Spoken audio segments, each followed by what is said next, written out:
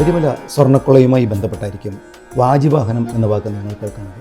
ശബരിമല സ്വർണ്ണക്കൊള്ളയിൽ അന്വേഷണം നടത്തുന്നതിനിടെ ട്വിസ്റ്റായി വന്നതാണ് അയ്യപ്പൻ്റെ വാജിവാഹനം തന്ത്രി കൊണ്ടുപോയി എന്ന ആരോപണം.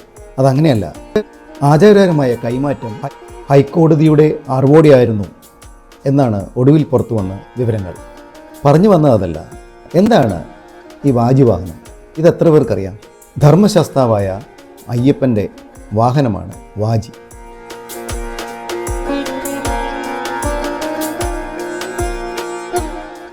അർത്ഥം കുതിര. കുതിരയുടെ പുറത്താണ് പ്രധാനമായും അയ്യപ്പൻ യാത്ര ചെയ്തിരുന്നത്. അതാണ് ഐതിഹ്യം പറയുന്നത്.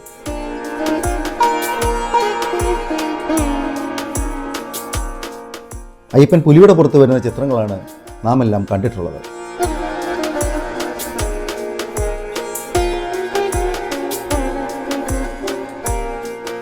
പുലിവാഹനനെ അയ്യപ്പ എന്ന് കീർത്തനങ്ങളിലുമുണ്ട്.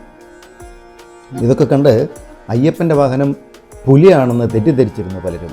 പക്ഷേ അയ്യപ്പൻ്റെ പ്രധാന വാഹനം കടുവയും പുലിയും ഒന്നുമല്ല, വാജി അഥവാ കുതിരയാണ്.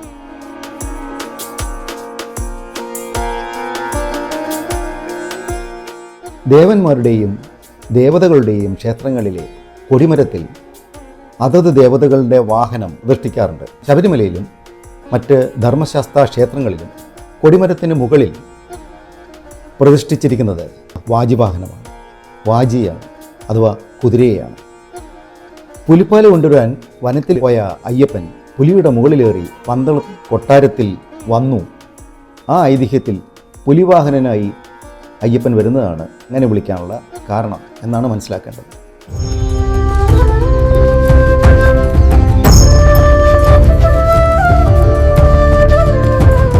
അയ്യപ്പനെ സ്തുതിക്കുന്ന സുപ്രസിദ്ധമായ ഹരിവരാസനം കീർത്തനത്തിൽ വാജിവാഹനത്തെ പരാമർശിക്കുന്ന ഒരു വരിയുണ്ട്. കളഭകേസരി വാജിവാഹനം എന്നാണ് അയ്യപ്പനെ പറയുന്നത്. കളഭം അണിഞ്ഞ മനോഹര ശരീരമുള്ളവനും ആന, സിംഹം, കുതിര എന്നിവയെ വാഹനമാക്കിയവനുമായ അയ്യപ്പനെ എന്നാണ് ഈ വരികളിൽ വിവരിക്കുന്നത്. അയ്യപ്പൻ ആനയെയും സിംഹത്തെയും കുതിരയെയും എല്ലാം വാഹനമാക്കിയവനാണെന്ന് പറയുന്നു.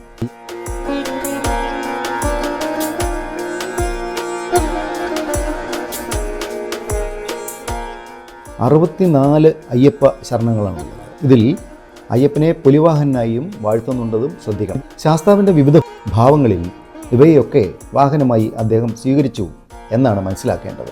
കളമൃദുസ്മിതം സുന്ദരാനനം കളഭകോമളം ഗാത്രമോഹനം കളഭകേസരി വാജിവാഹനം ഹരിഹരാത്മജം ദീപമാശ്രയി.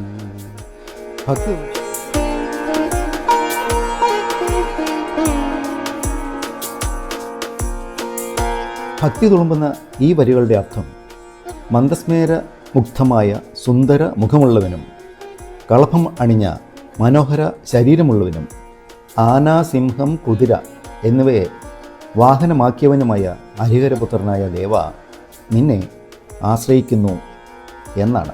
ശബരിമലയിലെ ശ്രീകോവിലിന് മുന്നിലെ കൊടിമരത്തിൽ പ്രതിഷ്ഠിച്ചിരിക്കുന്ന കുതിരയ്ക്ക് 11 കിലോഗ്രാം ഭാരമാണുള്ളത്. കുതിരയും അതിന് താഴെയുള്ള പീഠം, അതിന് താഴെയുള്ള അഷ്ടദിക്പാലകർ ഇതെല്ലാം ചേർത്താണ് കൊടിമരത്തിൽ ചേർത്തിരിക്കുന്നത്.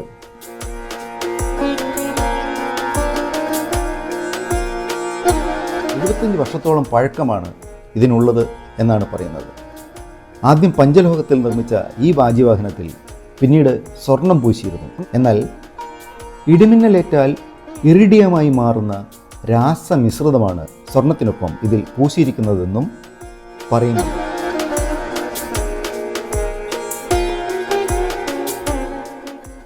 അത് ശരിയാണെങ്കിൽ ഇതിൻ്റെ നിലവിലെ വില കണക്കാക്കാൻ പ്രയാസമാണെന്ന് പ്രത്യേകം പറയേണ്ടതില്ല. അയ്യപ്പൻ്റെ വാഹനം എന്നതും ഇറിഡിയമായിട്ടുണ്ടെങ്കിൽ അത് കാരണവും വാജിവാഹനം ഇന്ന് അമൂല്യമായ ഒരു നിധിയാണ്.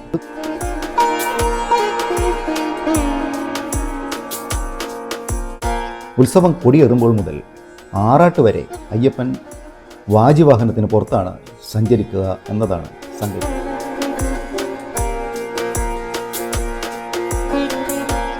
മറക്കണ്ട, വാജിവാഹനം കുതിരയാണ്.